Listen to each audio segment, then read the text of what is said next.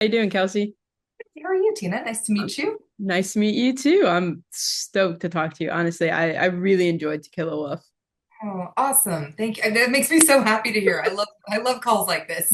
I normally don't lead with it, but like it really just blew me away, and I had no idea what to expect. And so I stoked to talk to you. And I want to start with I read that you had been developing this script over 7 years, and that the final project is so different from where you started. So can you talk a little bit about anything that has lasted the test of seven Yeah. years, and then like anything that you feel is so far removed from what you've made today? I love that question. I've lasted, thank goodness. No, no, no. So, yeah, I think we're in like draft 17 or 18 is what we ended up shooting. But 7 years ago, I think I was just a different person. And I'm really happy with the way it's evolved. It was a grueling test of patience, 7 years. But that original script was, this whole idea was born out of a what if Little Red Riding Hood was the bad guy? And then it continued to evolve. Like, what if the woodsman was the bad guy? Like, what if Little Red Riding Hood got out of the wolf's belly and walked into something worse? And so that was the first path that we walked down. What if the woodsman was the bad guy? And in that first version, I keep saying Little Red Riding Hood killed the woodsman. That's where we went. It ended up with her poisoning him. Um, there was a bond between them, but she was like, I got to get out of here. And it was a bit more genre feelings. There's more horror elements to it. As I always tend to do, I set out to write a horror film and then it turns into a drama. But now where we're at, the only things that have lasted, I think, are the Little Red Riding Hood framework for it, and then also grooming, not for spoilers, but like those are the two things, that abuse and the structure of Little Red Riding Hood are the only things that have survived from that first draft. Yeah. It, yeah, even she had a little brother, he's gone. Yeah, a lot has changed. I found it really interesting that we think of fairy tales and we think of fables as what we use to kids to like teach the extremes of like good and bad. But Yeah. what you've created with To Kill a Wolf is like this really interesting like in between and playing with the perceptions of the viewers and what they are expecting to happen. So can you talk a little bit about maybe, and it wasn't the idea 7 years ago, but how it kind of morphed into this idea of extremes exploring the grayness of our world? Yeah, I think there were elements of that in the original. I'm always someone who likes to see all sides of a story, like the Rashomon effect. Like I always want to understand why people do the things that they do, and everyone is that hero of their own journey. And even in the people who are, evil on the surface, I think there's more going on below. There's a reason that they've become that way. And so I think with this version, you've hit the nail on the head. Like I wanted it to be this gray fairy tale because we want things to be black and white, and life just isn't. Even our heroes are not black and white. There's gray in those people as well. So I think being able to hold those two truths as real is really, really important, and we should teach our children that. Mhm. Absolutely.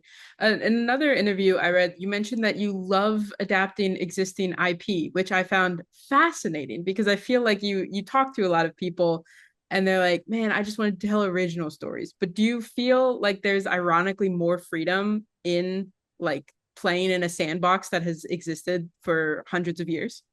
Yeah, especially the ones that have existed for hundreds of years. And you can see my bookshelf, it's full of adaptations. I love the like, let's tell it from the Wicked Stepsisters perspective, or like, let's tell the Odyssey, but from a different perspective. I love all of those. And I think there is when you have that idea of like, this is the archetype, this is the structure, then Mhm. you have the opportunity to subvert expectations. And I think I'm drawn to those kind of movies, those kind of books, all of that. And it's funny when you say that, like I'm drawn to IP because I'm so sick of all the IP nonsense happening right now. So it is funny to put myself in that category, but I That want like is original takes on IP. that was what like really threw me. I was like, oh, interesting. Because I feel like now so many film lovers and like watching your movie, I would have said that you were like anti-IP, but like it is very interesting. I Like am. it's the gray area, it's that gray area coming back. It's true. There's no black and white here, but I never thought about it that way. I'm glad it read as anti-IP because I very much am.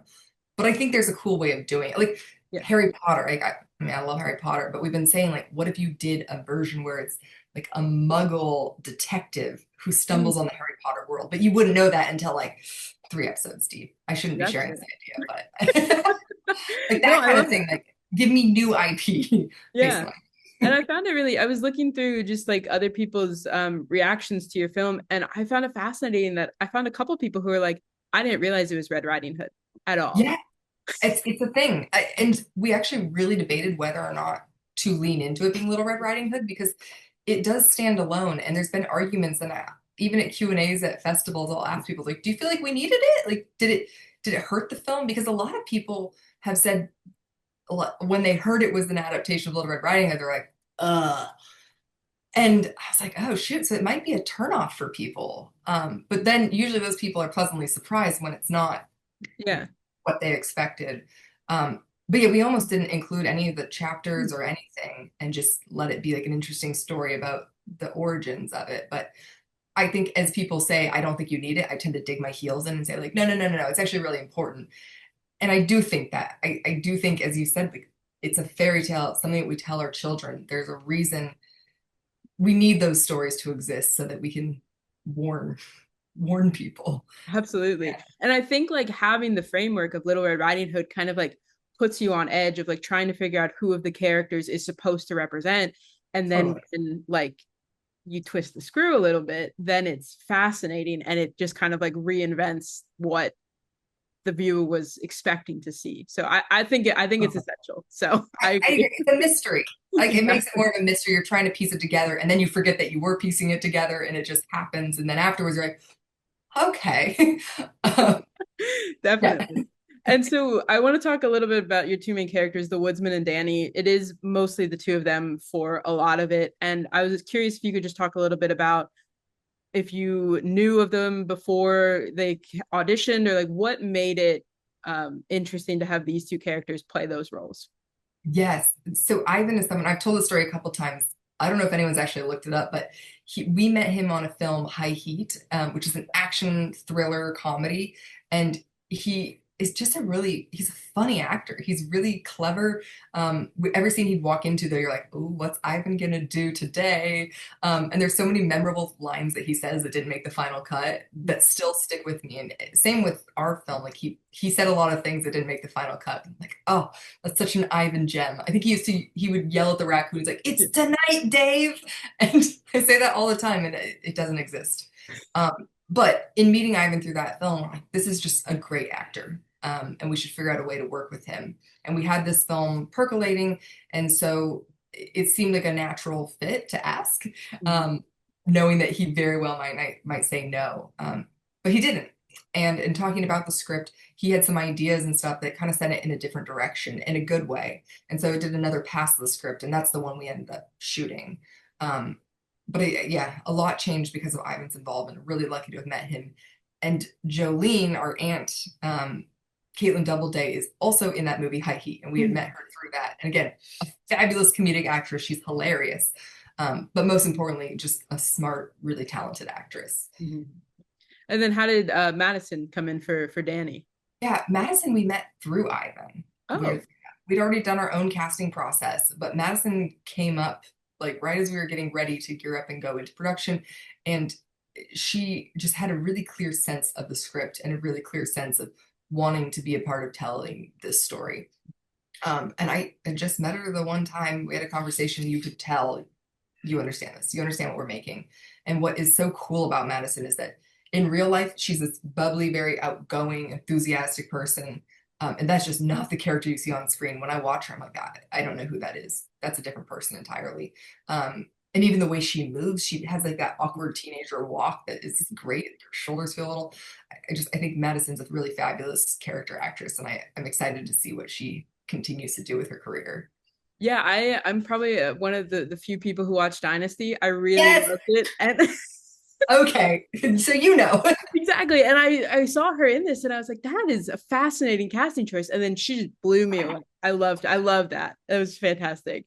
But I'm also curious about as the writer director, you use silence a lot in the film, and I feel like it's kind of intimidating to essentially like step back away and like let the world just exist in front of you. So, do you also feel that it is kind of scary to have a film primarily made up of silence and like imagery as opposed to like your writing?